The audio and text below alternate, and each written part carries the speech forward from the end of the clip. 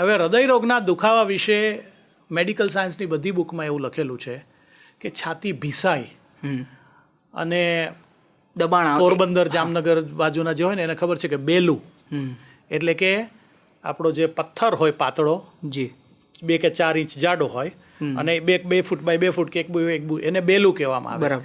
હું સૂતો છું ને મારી છાતી ઉપર કોઈએ બેલું મૂકી દીધું, એ પથ્થરનો ભાર મૂકી દીધો, એવી ભીંસ આવી, દેટ ઇઝ બાય ડિફોલ્ટ એને એવું કહેવાય કે કાર્ડિયાક જ હશે. પરફેક્ટ.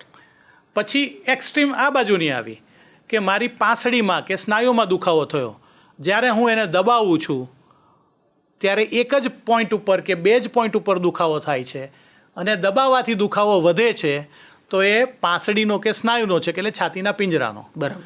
હવે વાત આવી ફેફસાના દુખાવાની. જી.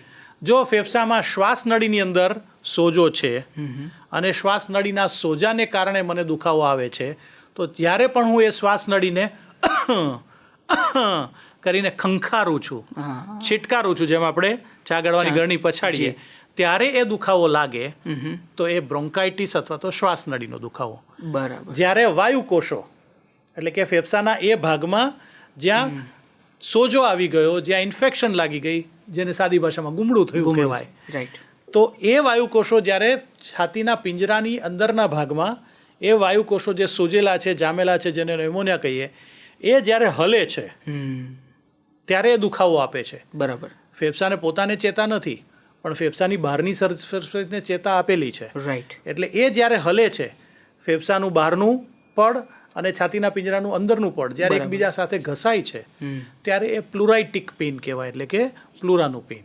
બરાબર. એટલે આવો દુખાવો કોઈ પણ એક જગ્યાએ લોકલાઇઝડ હોય, દબાવાથી લાગતો હોય, તો સામાન્ય સંજોગોમાં એ પાંસળી કે સ્નાયુનો દુખાવો હોય.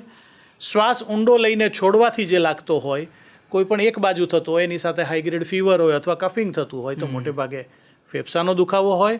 અને છાતી ભીંસી નાખે એવો દુખાવો હોય કે પીઠમાં કંઈ કોઈ સ્ટેબ કરતું એવો દુખાવો હોય, તો એને મિસ નહીં કરો, કારણ કે હૃદય ક્યારેય બીજો ચાન્સ આપતું. બહુ સાચી વાત છે.